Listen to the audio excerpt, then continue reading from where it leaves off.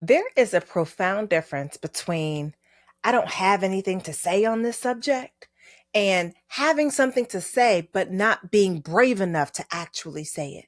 We're going to talk a little bit about the difference right after this intro.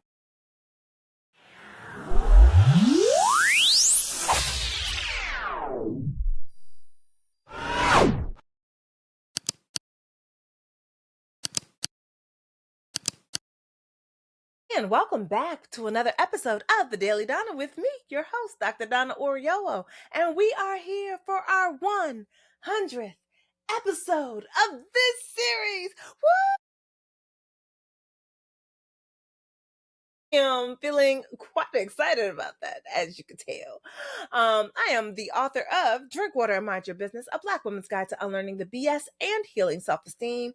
And on this 100th episode, I kind of wanted to clock my own BS and maybe help you clock some of yours too, because I'm talking specifically about what I have learned getting here to this episode, something that I didn't really foresee when I made the first one. And that is that space between what I would tell to myself that, like, oh, I don't have no thoughts on that, or I don't have anything to say on that subject. And really, it's like, do you not have anything to say, or are you not brave enough to say it? And I would say that it's not fully. What I've learned is that for me, it's not fully that I wasn't brave enough to say it. I think some of it is, yeah. It's like, hey, woman up. Like, why are we scared to say this thing on the internet? And I think that a lot of it has been about how people respond on the internet, how they forget that there is a person on the other side of the lens, that you are watching a video, but that I don't stop being a person when the camera turns off.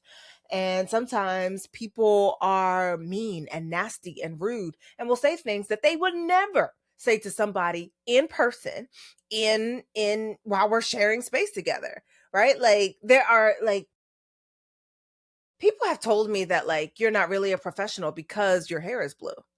That using African American vernacular English means that I am not as professional and thus am not a trusted source of information, right? People have implied that the clothes that I wear, my wearing or not wearing makeup, that, like, and this is across the internet, not just on this platform, but people have made their comments, their petty comments, their whatever comments, however profound they may think that those comments are. People say horrible things to people they do not know on the internet. And I have found myself not necessarily in trepidation of what some fool on the internet will say, as much as I have been like, do I even want to deal with that?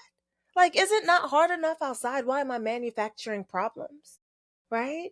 And I just like, well, part of it is because you get to live your life and the other people who are watching get to watch. That I get to be who I am, how I am, 100% of the time without having to change or censor or mute or shrink or not show up because someone is a jackass. Showing up here has most deeply taught me that particular lesson, that I get to show up and that people will say what they will say, that people will watch or not watch, and that it's not about you, it's about me. Um, that other piece about bravery has been that I realized, and it's something that I've realized before and then didn't change my behavior and still low key was doing, but not like last week. I noticed it when I made the breakup episode though, because I moved off a subject of what I knew I wanted to talk about, to go talk about breakups because it felt easier. So the breakup episode, while it was a good episode to me, it was the most disconnected one that I'd created in recent memory, because I created it to avoid talking more about, number one, my passion, and also my expertise area, right? I made that episode so I could stop talking about colorism and texturism. So I could stop talking about power dynamics, desirability. So I could stop talking about respectability. So that I could move on to something else, because I didn't want everything that I talked about to be coded in Cheyenne Bryan and Dr. Raquel Martin. right? Like, and not just because I didn't want to talk about them specifically, because I don't know that anything that I was doing was really all that specific to them as much as it is universalized experiences beyond them. But I was getting closer to talking about my expertise area. And I sort of backed up off it because every time that I tried in the past to speak more about colorism and it's been outside of a professional setting, the response to it is almost always unfavorable because, again, of the way that people act on the internet that they would never act in person because knock if you buck, bitch, right? It's it's knowing that if you want a certain life, if you want to do a certain thing, that there are going to be costs. And living a more public facing life, when that public is online, especially, that it means that you will come to not just criticisms, which I can take, but insults, which I don't like to take. That it will make your life more full and in some ways more difficult.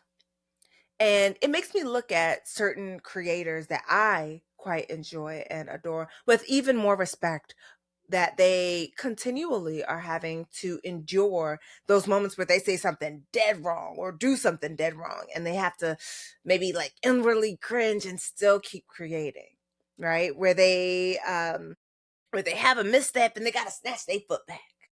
When they don't have a misstep and still have people reviling them on the internet, not because of anything that they did, but because of what's going on for them internally. And I think that that is the thing that I've been avoiding, the part where I want all the good and I want to leave all the bad. Um, which I think is also typical of most people. We want the good, we don't want the bad. We want the delights of having that high earning partner, but we don't want the reality of they are not always available to you because they are working, right? But this process, getting to this 100th episode, has also led me to a space of allowing myself more space, more grace, of recognizing how sometimes I can even lean on the intellectualism because I want to avoid the part where I talk about personal stories and use personal stories as a way to teach. Uh, sort of like yesterday's episode, the Mother's Day episode was probably one of the more personal ones that I'd done, right? Happy Mother's Day to the parentified child. And it was not difficult to do, but there was an aftermath to that episode, to the stirring of feelings, to be sort of hitting on and having to name the unprocessed grief to myself, and now to having to sort of unravel some of those things. There is an incredible amount of strength and vulnerability that I see from people who consistently are creating. My hat is not wearing a hat, but my hat is off to them just the same because I don't really be knowing how they be doing it. Quite frankly, I just don't. But for me and mine, like I said, that I wanted to get to 100 episodes and then I would see what I want to do next. So, on this journey of what will I do next, I think I'm going to continue, but I don't know that I'm going to continue every single day. Not anymore. Firstly, it doesn't feel all that feasible and healthy for me in the long run. It's a lot of work to be here every day, to consider what I want to talk about every day, to organize it in my head or on paper and then record it, and not allow something to become a barrier. Not allow thumbnails to become a barrier, not allow not being able to say the thing perfectly to become a barrier, not allowing the pieces that require perfection to be the barrier. But that's also been like a really great learning space, that it doesn't have to be perfect, that sometimes done is good enough. And getting it done was the point, and you got it done even if it didn't turn out perfect. I it's one of those lessons that keep coming back around. I would say that it's one that I learned when I was doing my dissertation in the first place. Someone told me, someone is going to tell you how to do your dissertation easier.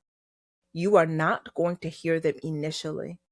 And I'm hoping that you will remember this conversation with me, and you will remember that you need to heed what that person is saying, because they are about to give you the cheat code on getting the dissertation done, because a done dissertation is better than a perfect dissertation, because the perfect dissertation never gets done.